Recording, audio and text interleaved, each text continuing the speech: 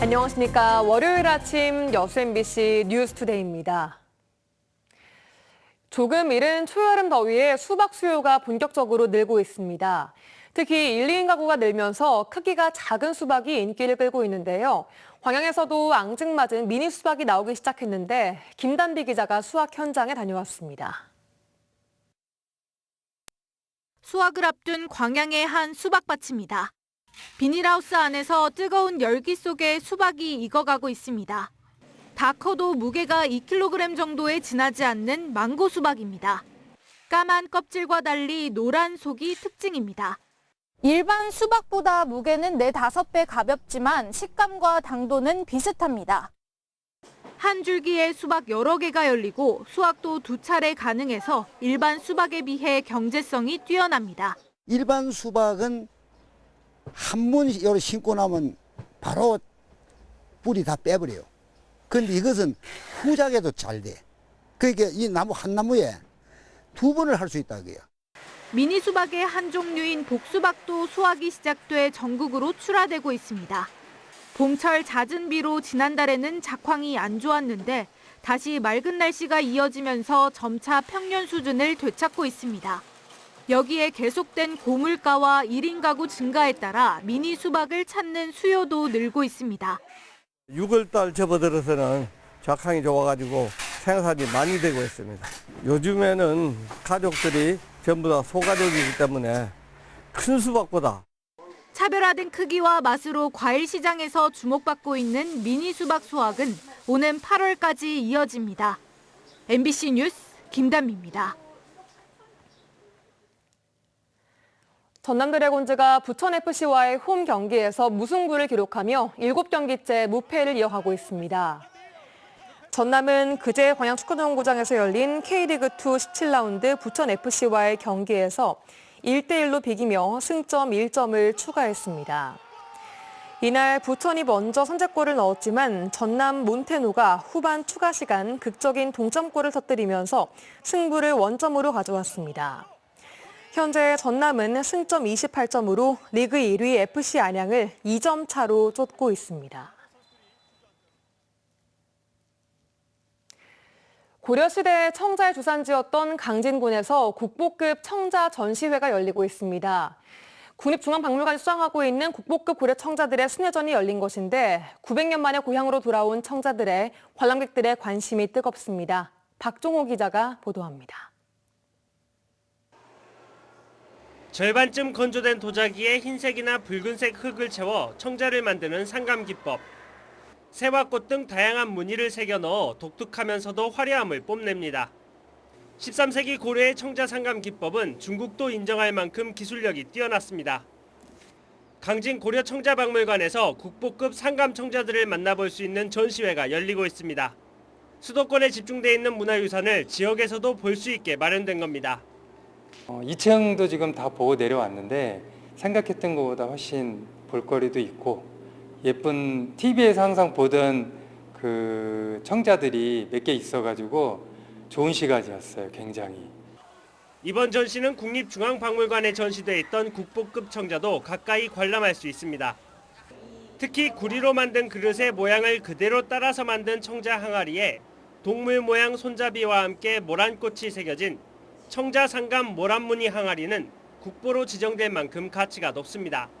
고려시대 청자가 전북 부안과 강진에서 대부분 만들어진 만큼 900년 만에 다시 고향으로 내려온 셈입니다. 이번 전시를 통해서 강진이 고려시대 왕실 청자를 생산한 최고이자 최대의 생산지였음을 알 수 있는 전시입니다. 도자기의 핀 꽃, 상감 청자를 주제로 열리는 국보 순회전은 오는 9월 8일까지 강진 고려청자 박물관에서 계속됩니다. MBC 뉴스 박종호입니다. 광주 통합공항 이전을 논의하는 자리에는 참여하지 않겠다던 무안군이 다음 달 광주시 전남도와의 3자 회담에 참여하겠다고 말했습니다. 이 대화의 핵심은 바로 군 공항의 소음 대책일 텐데요. 어떤 이야기들이 오갈지 미리 짚어봤습니다. 주현정 기자입니다. 무안군 주민들이 광주 군공항 이전에 반감을 갖는 가장 큰 이유는 바로 소음입니다. 상생이라는 명목으로 광주 전투비행장의 무한 이전을 추진하려 하고 있습니다. 무안군은 서남권 발전을 위해 광주 전투비행장 무한 이전을 강력히 반대해 나가겠습니다.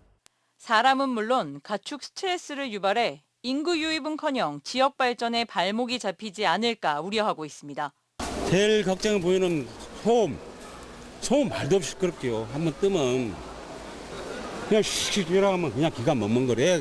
광주 통합공항의 무한 이전이 의미 있는 진전을 보려면 현지 주민들의 전투기 소음 인식차를 줄이는 것이 관건입니다.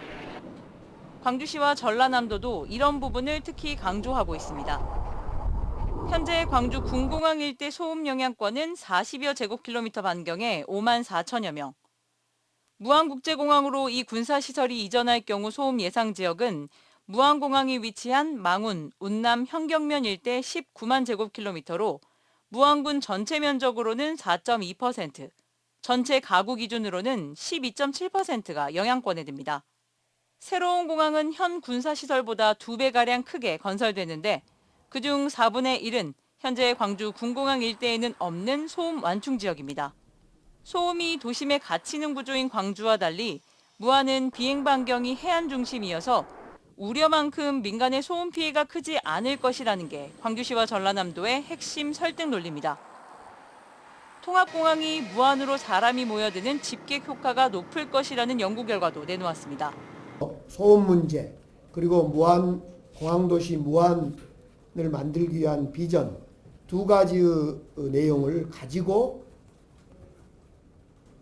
더 많은 대화가 있었으면 하는 바람입니다. 다음 달 6년 만에 얼굴을 마주할 새 지역 단체장들이 주로 나눌 대화도 바로 이 소음 문제일 것으로 예상됩니다. 무안 이전을 반대하는 주민들을 설득하기 위해서는 다른 무엇보다 바로 이 소음 문제라는 장애물을 넘어야 하기 때문입니다. MBC 뉴스 주현정입니다.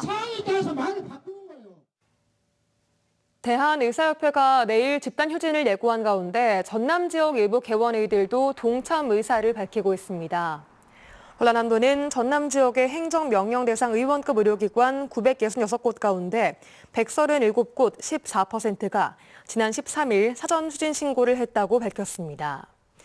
한편 전국의 의원급 의료기관 3만 6천여 곳 가운데 휴진 신고를 한 곳은 1,400여 곳으로 4%에 그쳤습니다. 이상기후의 영향으로 전남 지역의 배과수 농가의 흑성병 피해가 심각한 상황입니다.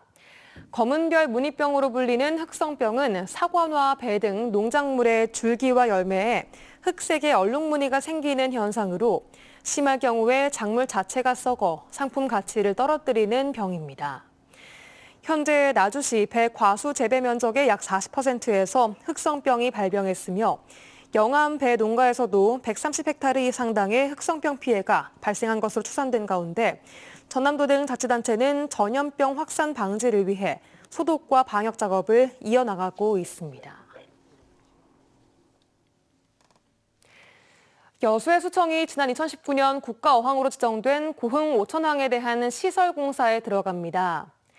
다음 달 1일 착공해 2028년 완공을 목표로 추진되며 총 사업비 488억 원을 투입해 외곽시설과 전환시설 등을 설치할 계획입니다.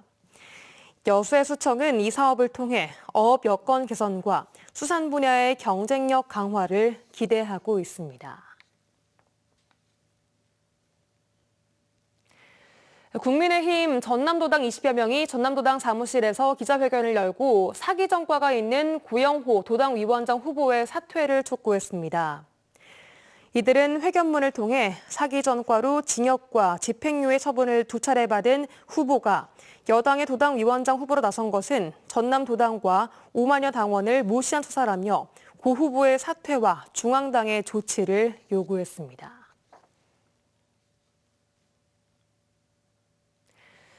노출 장면이 포함된 성평등 영화를 중학교 수업 시간에 상영한 교사가 항소심에서도 징계가 정당하다는 판결을 받았습니다. 광주지법 행정일부 양영희 수석판사는 학생들이 성적 굴욕감 등을 충분히 느낄 수 있어 성희롱 범주에 포함된다라며 판결 이유를 밝혔습니다. 해당 교사는 2018년 7월부터 약 1년간 노출 장면이 있는 프랑스 영화를 윤리수업에서 상영했고 광주시 교육청이 정직 3개월 중징계 처분을 내리자 이에 불복해서 정직 처분 취소 소송을 냈습니다.